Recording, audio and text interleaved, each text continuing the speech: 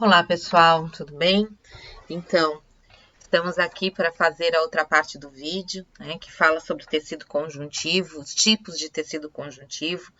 Lembrando que os tecidos conjuntivos, eles são assim classificados por eles apresentarem uma grande variedade de células e uma grande quantidade de matriz intracelular ou matriz extracelular entre essas células específicas, e assim sendo, eles conseguem exercer a função de literalmente preencher espaço e integrar tecidos de uma maneira geral. O objetivo da nossa aula hoje é trabalhar especificamente com os TCPDs, que são conhecidos como os tecidos conjuntivos propriamente ditos, de propriedades gerais, e o tecido adiposo, que é de propriedade que a gente conhece como propriedade especial. Tá?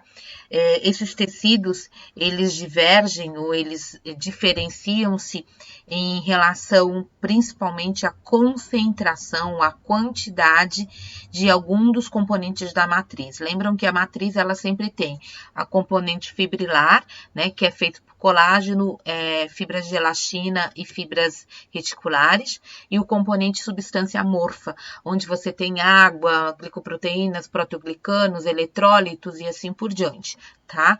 Então, essa diferenciação aqui dos TCPD se dá principalmente pela concentração desses componentes da matriz. O tecido conjuntivo propriamente dito do tipo frouxo, ele está associado a principalmente preenchimento de espaço. Ele é muito utilizado com esse objetivo. É ele normalmente o apoiador dos tecidos epiteliais. Logo abaixo do tecido epitelial, em geral, é tecido conjuntivo propriamente dito do tipo frouxo. Ele suporta normalmente uma grande quantidade de pressão e atrito, embora ele dos TCPDs não seja o mais resistente, tá? A trações de uma maneira geral. A concentração de fibras é basicamente comum, quantidade, sempre todas as matrizes têm mais colágeno, depois fibras elásticas e depois as fibras reticulares, tá? Então, aqui é exatamente nessa proporção comum a todos os TCPDs de uma maneira, a todos os tecidos conjuntivos de uma maneira geral. Tá? Ele tem uma consistência muito delicada, ele é o grande responsável, por exemplo, quando a gente toca a nossa pele, a gente sentir essa consistência que parece uma almofadinha, né? Então, isso é dado principalmente pelo TCPD. Ele, em geral, é bastante hidratado, tá? E acaba sendo responsável também por revestir alguns órgãos, principalmente nas chamadas membranas serosas, que revestem as cavidades peritoneais, pleurais e glândulas de uma maneira geral, tá? Bem, o TCPD do tipo frouxo, ele não tem predominância de qualquer componente da matriz, como eu havia falado. Aqui a célula residente é o fibroblasto e eles estão, obviamente, em maior números, assim como os macrófagos, tá? Então, aqui a gente consegue visualizar a característica do fibroblasto como uma célula fusiforme, lembram? Aqui a gente visualiza bem que é um fibroblasto mesmo, ele é bem ativo. Temos aqui também fibrócitos, que são esses onde o núcleo está bem escuro e o citoplasma também acaba sendo bem menor, tá? E notem que entre eles a gente tem as fibras de colágeno e vem espaços brancos, onde a gente teria mais a questão da substância amorfa, né? Da mesma forma aqui, tá? Esses com o núcleo mais oval seriam os chamados fibroblastos, tá? É muito simples observar esses grandes espaços entre os fibroblastos nos TCPDs de uma maneira geral. Já quando a gente fala do tecido conjuntivo propriamente dito do tipo denso, aqui nós vamos ver como o próprio nome sugere, uma densidade ampliada de um dos componentes da matriz, que é o colágeno, tá? E exatamente por causa disso, ele é o tecido associado à resistência e proteção de outros tecidos. Ele é bem menos flexível, mas ele é absurdamente resistente à tensão. Tá? Então, nós vamos ter predominância das fibras de colágeno e, de acordo com essas fibras que estão em grande concentração, elas são organizadas no tecido, nós vamos ver o tecido conjuntivo denso sendo classificado em denso modelado ou denso não modelado, tá?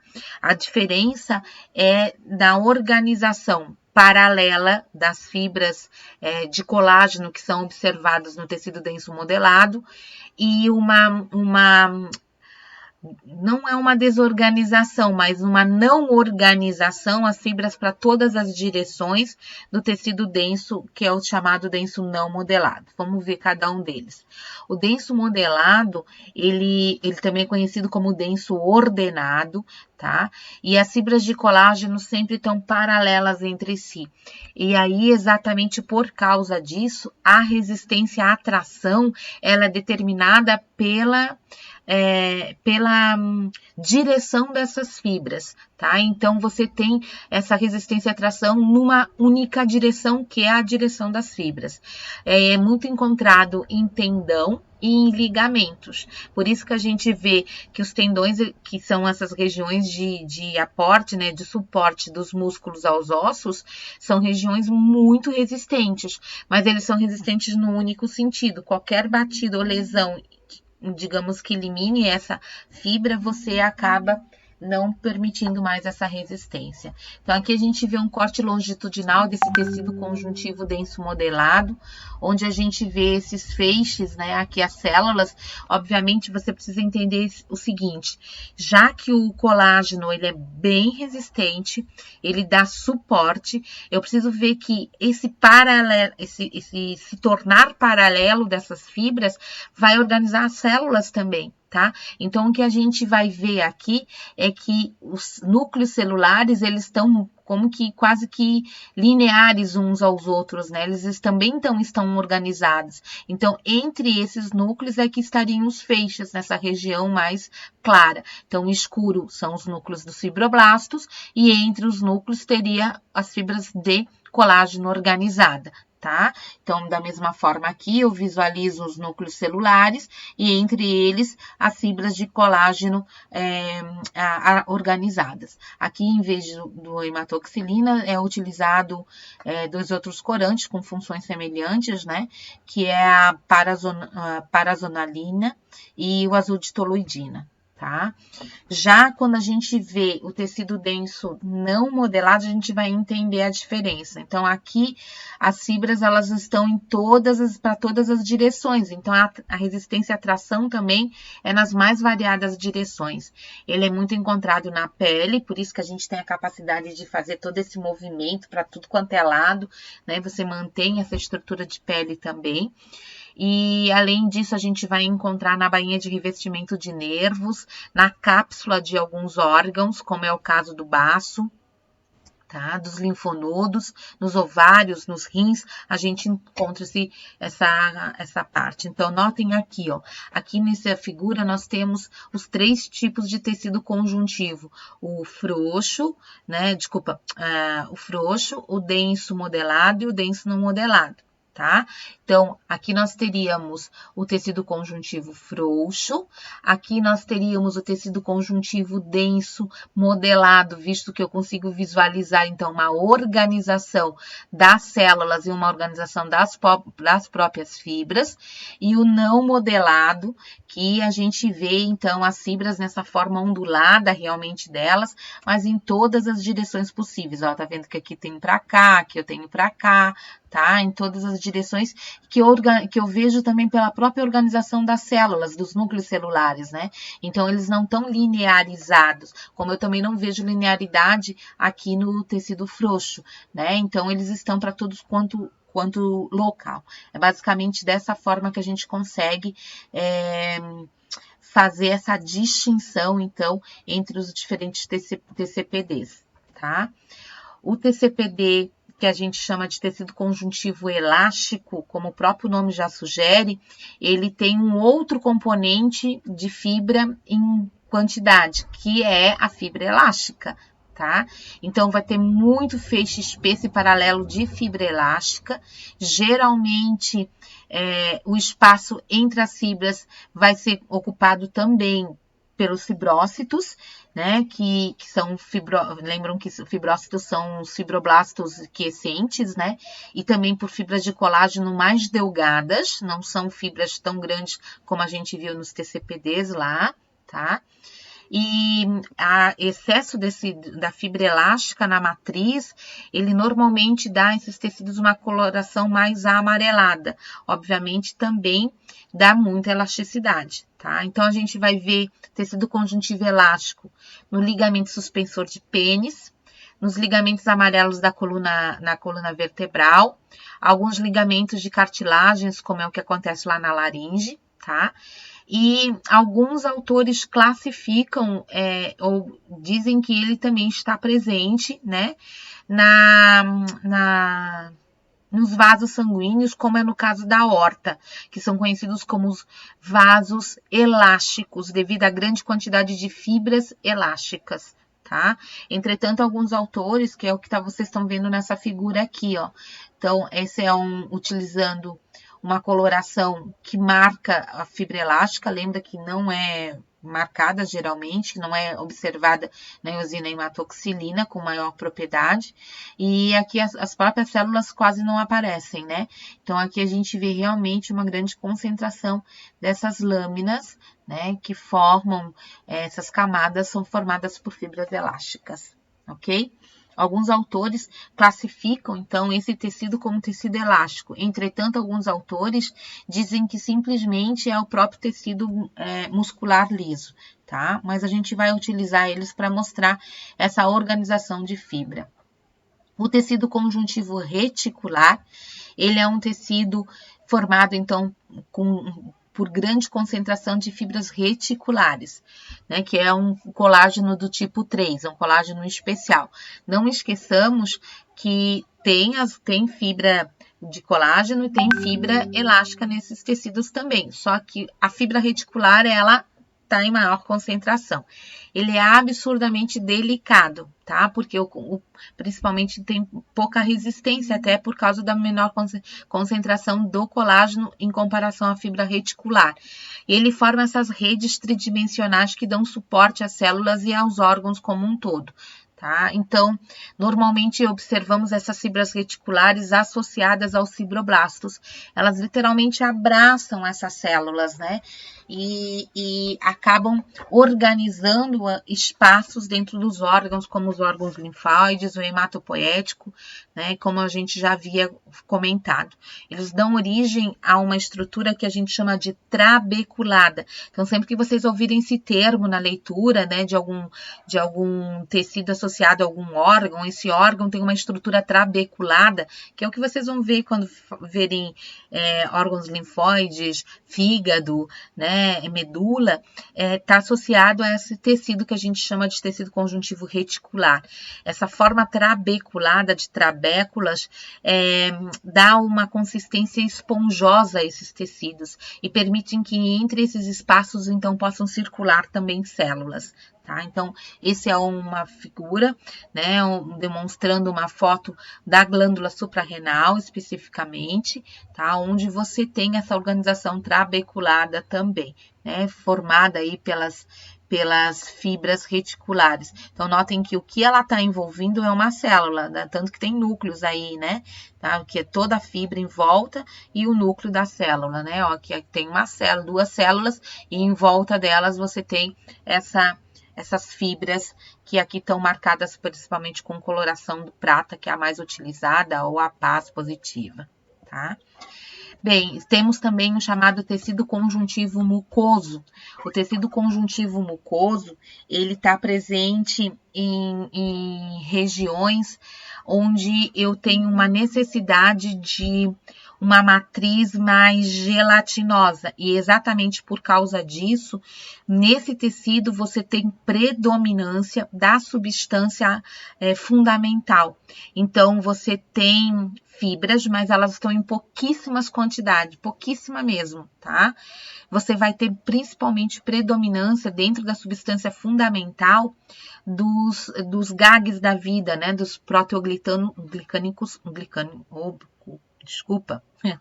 proteoglicanos, como é o caso do ácido hialurônico, tá? E nesse caso, você tem uma grande concentração de água também, tá? Onde a gente encontra tecido conjuntivo? No cordão umbilical, na polpa dos dentes e no humor vítreo, tá? Então, lá no cordão umbilical, ele forma o que a gente chama de geleia de Wharton. Não sei se vocês já ouviram falar, tá? Então, esse é um corte de cordão umbilical, onde a gente vê os vasos, né? Predominantes aí, tá?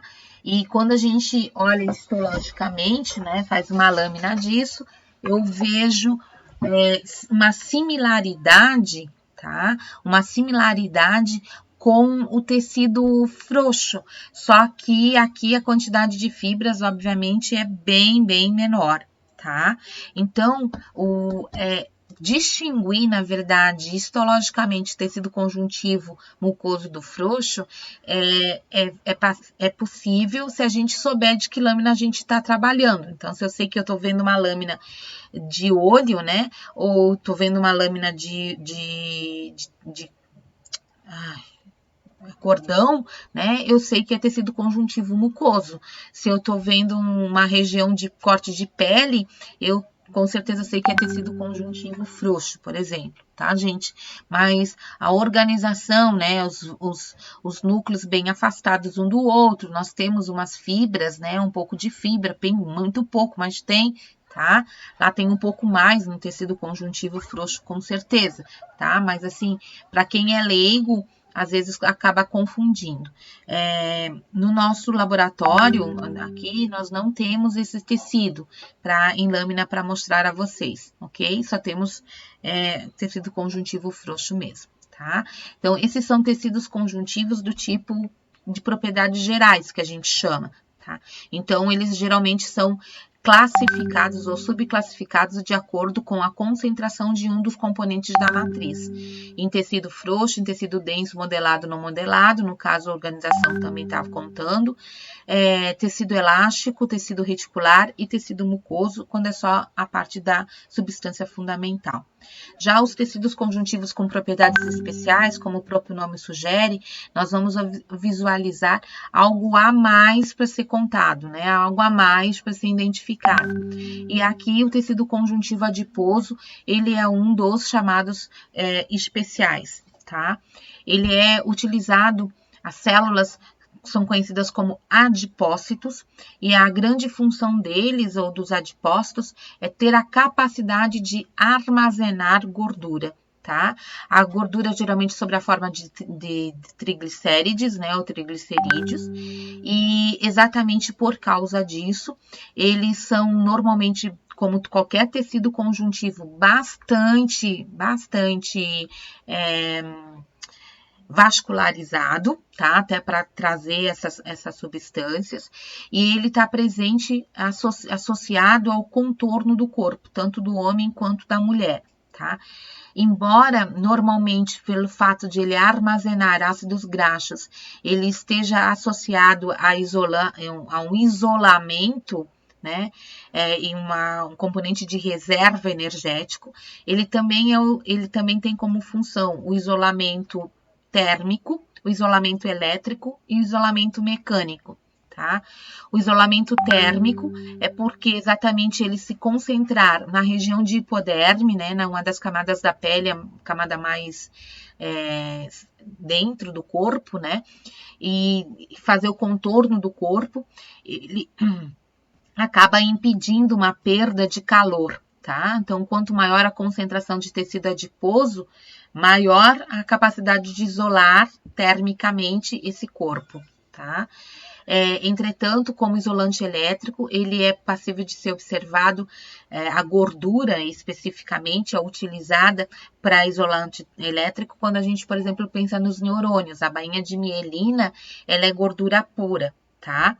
E como mecânico, porque ele acaba dando uma proteção extra a algumas regiões. Então, algumas regiões que precisam, né, uma proteção mecânica também podem ter necessidade ou ter a presença do tecido, que é o tecido conjuntivo adiposo. A gente vê em algumas cápsulas, por exemplo, nos rins, o rim tem 3 cápsulas, uma delas é formada só de tecido conjuntivo adiposo, então ele dá uma proteção extra a mais para algumas regiões do nosso corpo. Certo? Nós temos 2 tecidos conjuntivos adiposo, o tecido conjuntivo comum, amarelo ou unilocular, e o tecido conjuntivo adiposo pardo ou multilocular. A diferença entre eles está na forma de organizar a gordura no interior do adipócito, tá? E também em qual idade, qual faixa etária a gente o encontra, tá? Bem, além dessa forma, né, do tecido, das funções de isolante térmico, elétrico, mecânico, depósito de energia, né, que é exercido pelos tecidos adiposo comum e amarelo, ou pardo, tá? Nós também temos uma necessidade de falar a vocês, e que com certeza vão ser comentado mais na endócrino, tá? É a função do tecido adiposo como glândula endócrina. Ele é um dos grandes responsáveis por coordenação de metabolismo. Qual metabolismo, tá? Só para vocês terem uma ideia, aqui estão as chamadas secreções, né, produzidas pelo tecido adiposo, especificamente aqui o tecido adiposo que a gente chama de tecido adiposo branco, tá? O unilocular, tá? São substâncias proteicas ou não proteicas, cada um com efeitos mais variados possíveis, desde aquelas que estão associadas a mensagens, como é o caso da leptina, que informa o sistema nervoso sobre estoque energético, tá? A adiponectina, que é uma substância que aumenta a sensibilidade à insulina e ela é anti-inflamatória, tá? Nós temos aqui fatores teciduais que iniciam cascata de coagulação, tá? Muitos que ativam processos inflamatórios, IGFs que estão associados à proliferação e diferenciação de adipócitos, prostaglandinas que são reguladores de processos celulares, de processo inflamatório, tá? E os próprios hormônios que são conhecidos como hormônios esteroides, como é o caso do estrógeno e glicocorticoides. Os glicocorticoides, como o cortisol, são produzidos também pelo tecido adiposo, tá? E o estrógeno, que é um hormônio sexual, né, que é tanto feminino quanto masculino, mas principalmente em feminino, ele também pode ser produzido por tecido adiposo. Então, notem que eu tenho uma quantidade absurda de componentes do sistema endócrino sendo produzidos por um tecido que antigamente era comentado como sendo exclusivo de reserva energética, tá? Então, a utilização, né, desses componentes, dessas adipocinas que são conhecidas, é muito importante que a gente conheça um pouco sobre elas também, porque elas influenciam diretamente na própria capacidade de produção de hormônios de outros órgãos, de outras glândulas, certo? Então, isso deve ser utilizado, deve ser exemplificado e explicado melhor para vocês na endócrina ou na fisiologia, ok, povo? Tá? Mas é só para lembrar. Bem, qual que é a origem, né? Lembram, o tecido adiposo tem a mesma origem de qualquer tecido conjuntivo que a gente vê até agora, que são as células mesenquimais. Entretanto, aqui as células mesenquimais, ao contrário, né, elas não vão se diferenciar no fibroblasto, que é o que a gente via lá nos TCPDs, né, mas sim no chamado lipoblasto. E esse lipoblasto, uma das primeiras características, é que ele deixa de ser fusiforme, né? E ele vai se tornar arredondado. Então, essa forma redonda, ela facilita a deposição de gordura. E aí a gente vê a diferença. O adipócito multilocular, né, ou pardo, ele vai segurar, vai manter normalmente uma estrutura similar a qualquer outra célula, com núcleo mais centralizado e vesículas contendo gordura em todo o citoplasma. Já no adipócito unilocular ou do tecido branco-amarelo, a gente vai ter uma única vesícula organizadora ou armazenadora de gordura, numa só. E isso vai fazer com que, em geral, o núcleo ele seja depositado na periferia da célula. Tá? E às vezes a concentração de gordura é tamanha dentro desses adipócitos que o núcleo ele fica, como está demonstrado aqui para vocês, bastante esmagadinho, né? Ele vai ficar bem oval, ou às vezes até com uma forma de um bastonete, tá? Que é clássico desse tecido adiposo do tipo unilocular. Tá? O tecido adiposo unilocular também é conhecido como amarelo, branco ou comum. Ele é o mais comum no nosso corpo, tá? Ele é formado desde a vida intrauterina, mas à medida que a gente vai crescendo, ele vai se expandindo no corpo, tá? Ele depende, a concentração dele, entretanto, depende de sexo e idade. Então, quanto mais velho, mais tecido adiposo desse a gente tem, tá? E geralmente as mulheres apresentam mais tecido adiposo do que os homens, tá? A sua ação de armazenamento é regulada também pelos hormônios sexuais, assim como a localização no corpo. Por isso, né, a gente vê os homens tendo geralmente menos do que as mulheres, tá?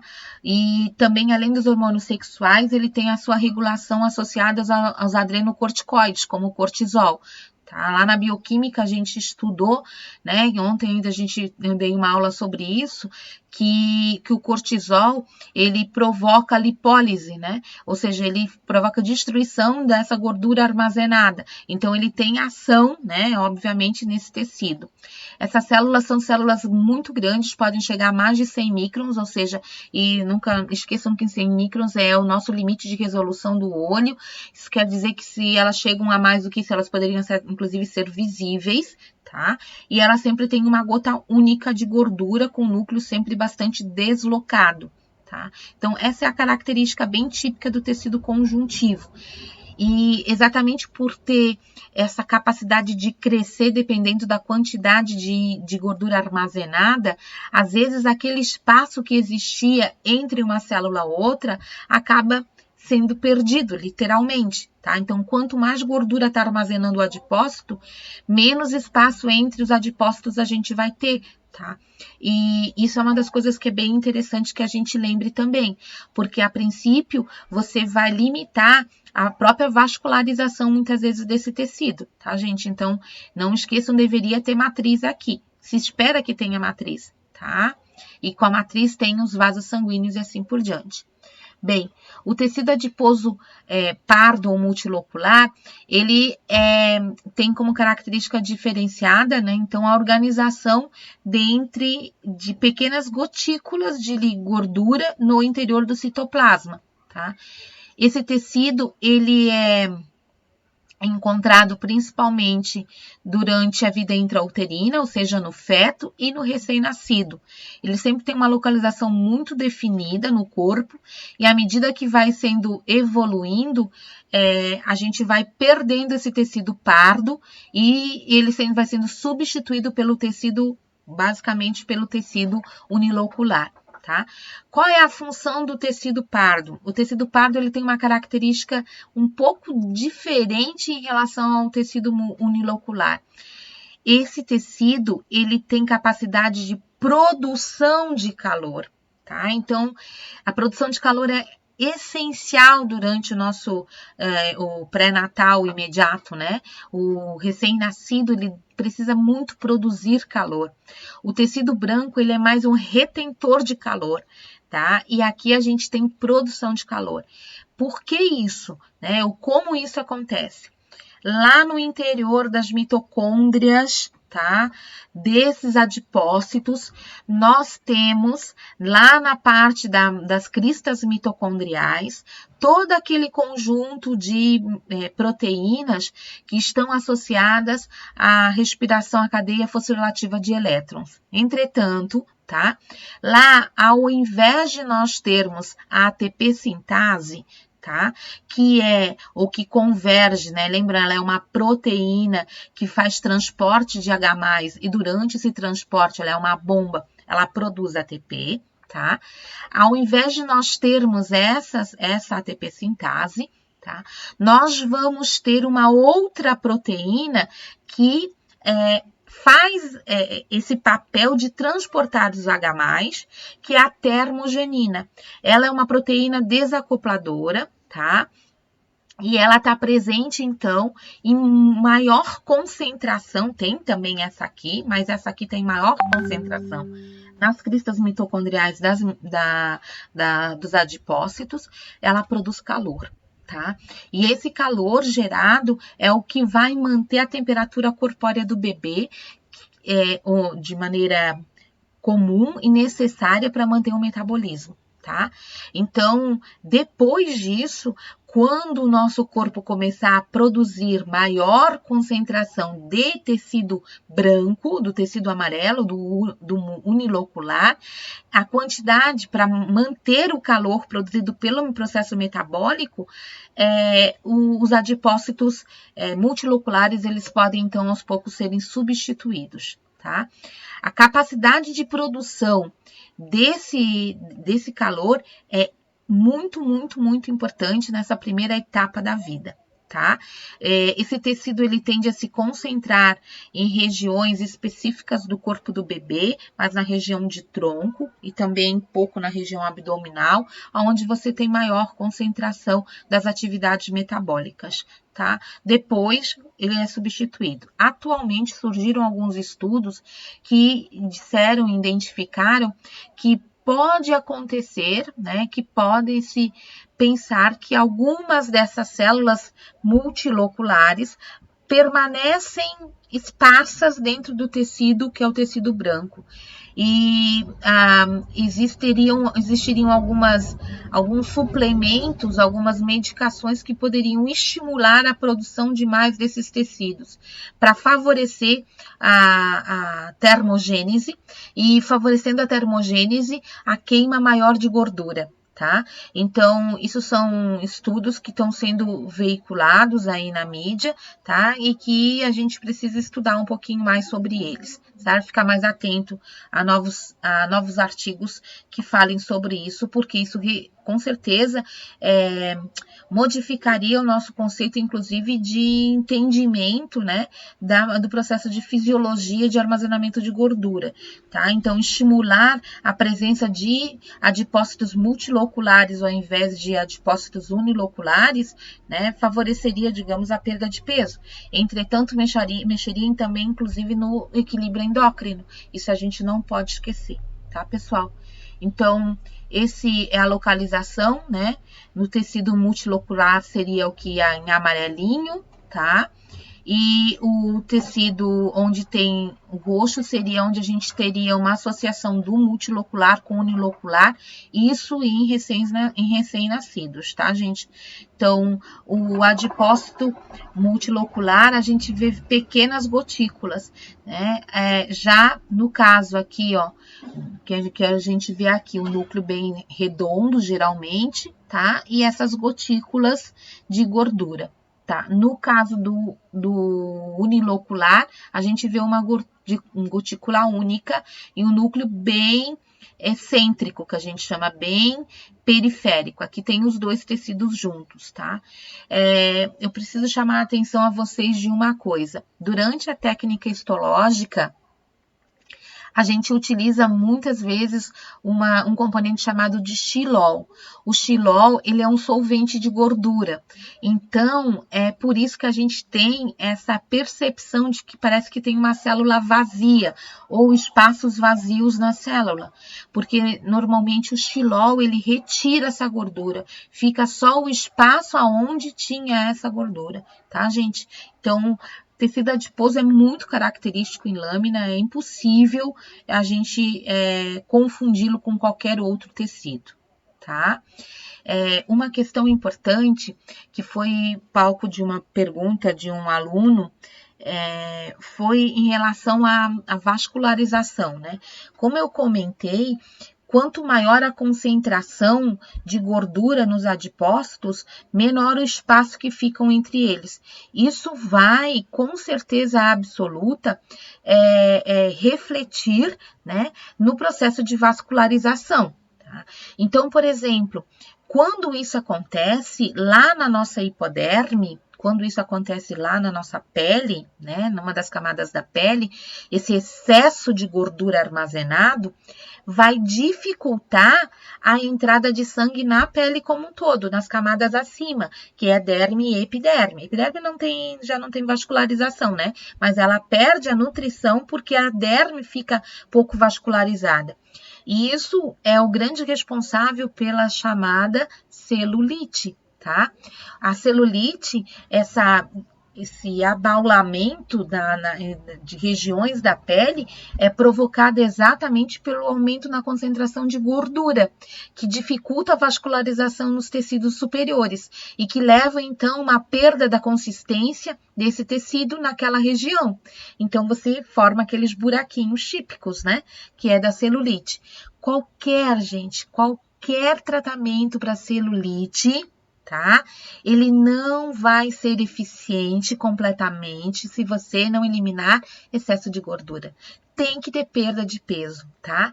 Porque o que acontece? Os tratamentos convencionais, por massagem ou por qualquer tipo de creme, quem já usou sabe, que você vai ver que eles são cremes que normalmente aquecem a pele. Tá? Por que aquecer? Porque com o aquecimento você vasodilata os vasos, você faz vasodilatação, né?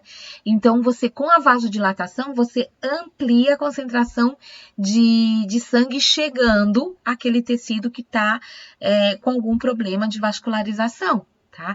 Só que depois da atuação do creme, enquanto ele está atuando, você dá nutrição a esse tecido de derme e epiderme. Mas quando o creme para de atuar, você retorna à posição normal. Então, durante um tempo, você tem uma força que é provocada pelo uso dos cremes ou medicação, sei lá, tá? Para expandir, para jogar os adipócitos e dar espaço entre eles. Mas parando a atuação dessa medicação, eles retornam à sua posição normal, tá? Então, o ideal para celulite é perder peso, tá? Perder peso e aí você consegue restabelecer uma boa nutrição de tecido e restabelecendo uma boa nutrição de tecido, você obviamente retorna ao tecido normalizado, tá, pessoal? Então, por hoje é só. Espero que vocês gostem, né? Espero que vocês gostem da aula. E se gostaram, tá? Não esqueçam de dar um gostei ali embaixo, ok? Um like. Dá um like pra prof, ok? Até pra gente saber como é que tá essa percepção de vocês, ok? Muito obrigada e até a próxima. A gente vai falar na próxima videoaula sobre os tecidos conjuntivos do tipo de sustentação, tá? Tecido ósseo e tecido cartilaginoso. Até lá, um abração.